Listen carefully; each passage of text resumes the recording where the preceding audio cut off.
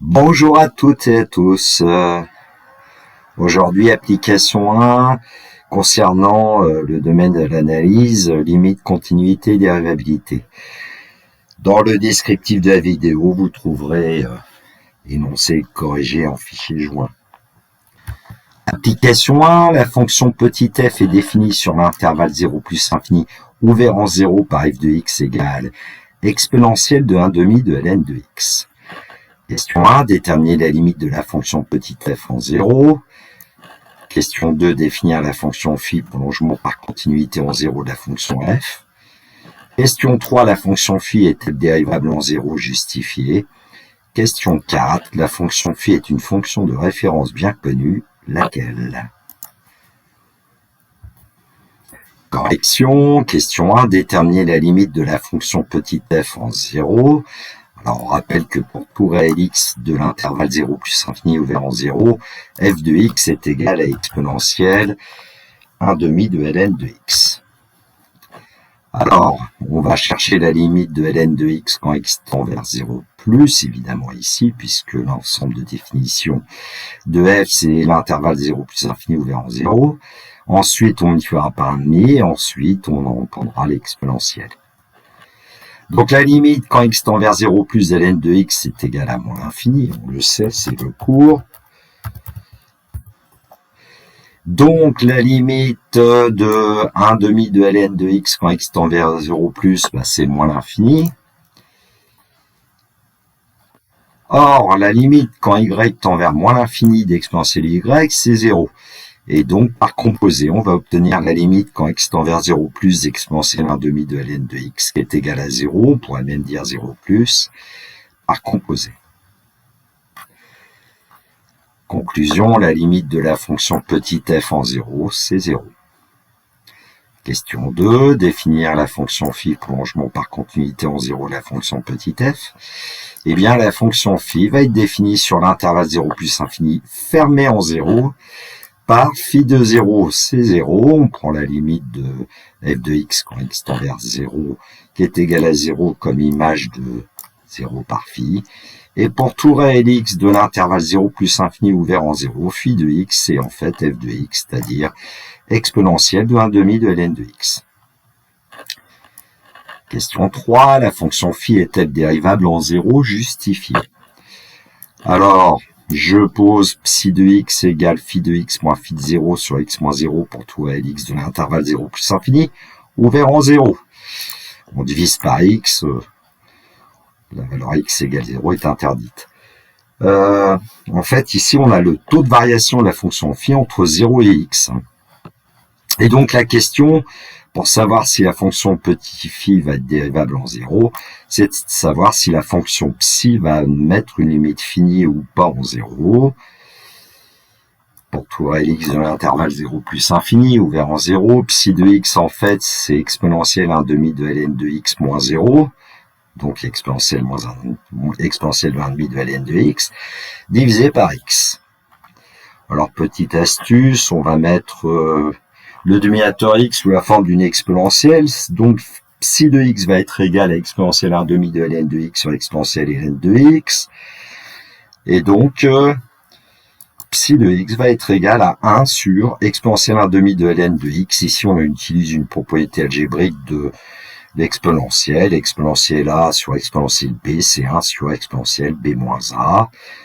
On aurait pu dire aussi que c'était exponentielle de moins 1/2 de ln de x, mais comme on a déjà calculé la limite quand x tend vers 0 d'exponentielle 1/2 de ln de x, qui est au dénominateur, j'ai préféré procéder ainsi.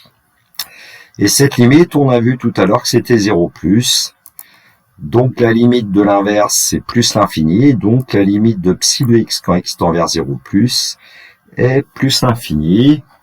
Ce qui veut dire que le taux de variation phi de x moins phi de 0 sur x moins 0 tend vers plus infini quand x tend vers 0 plus. Le taux de variation a bien une limite, mais cette limite n'est pas finie, donc phi n'est pas dérivable en 0. Petite remarque cependant, on sait que si la limite c'est plus ou moins l'infini, c'est que la courbe représentative de phi possède au point d'abscisse 0 de la courbe de phi une demi-tangente verticale, et en fait ce point c'est le point en haute coordonnée 0, 0. Question 4, la fonction phi est une fonction de référence bien connue, laquelle? Alors en fait, pour tout Lx de l'intervalle 0 plus infini, ouvert en 0, on a dit que phi de x, c'est exponentiel 1 demi de ln de x. Or, 1 demi de ln de x, c'est ln de racine carrée de x, qui fait que phi de x, c'est exponentiel ln de racine carrée de x, ce qui lui donne phi de x égale racine carrée de x. Alors, cette formule est-elle encore valable en 0? On sait que phi de 0 est égal à 0, et puis la racine carrée de 0, c'est 0. Donc, on peut affirmer que phi de 0, c'est la racine carrée de 0. Et finalement, on peut conclure, pour tout réel x de l'intervalle 0 plus infini fermé en 0, phi de x, c'est en fait racine carrée de x, et donc phi, c'est la fonction racine carrée. Bon, le petit complément, simplement la figure, la courbe représentative de phi avec la demi-tangente en haut.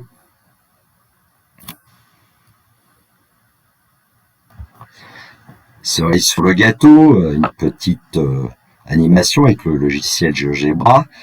Donc ici, dans la colonne algèbre, vous pouvez vérifier que j'ai bien indiqué f de x égale exponentielle 1 demi de ln de x, et phi de x, c'est f de x, si x est strictement positif, et sinon, quand x vaut 0, ça donne 0. Voilà comment on peut définir la fonction phi. Alors, il y a un point M de la courbe représentative de phi, d'abscisse ici est égal 4.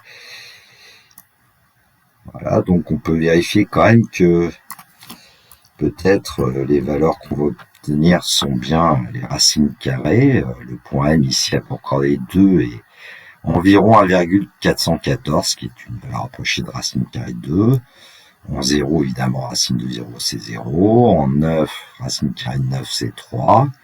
J'ai indiqué aussi la tangente Tm au point M à la courbe représentative de phi. Et puis, petit m, c'est le coefficient directeur de cette tangente Tm. On a une valeur approchée ici. Donc, quand on va faire rapprocher le point M du point O, a priori, la tangente Tm devrait se rapprocher de l'axe des ordonnées. Et là, il y a un petit bug de GeoGebra. Ça dépend des versions de GeoGebra qu'on a. Là, on a l'impression qu'il nous donne une tangente horizontale, ce qui est faux. Alors, il y a des versions où il ne trace pas la tangente. C'est beaucoup mieux selon moi. Évidemment, si au lieu de prendre la courbe de phi, on avait pris la courbe de f, ça aurait peut-être été différent. Petite animation pour le plaisir des yeux. En fait, ici, je me suis arrangé pour que le curseur soit décroissant. Donc la tangente Tm se rapproche de l'axe des ordonnées. J'ai pris t égale 0,5 et on va diminuer la valeur de t par un pas que j'ai choisi qui est de 0,001. J'affiche la trace de la droite Tm, comme ça on voit la progression de la droite Tm vers l'axe des ordonnées.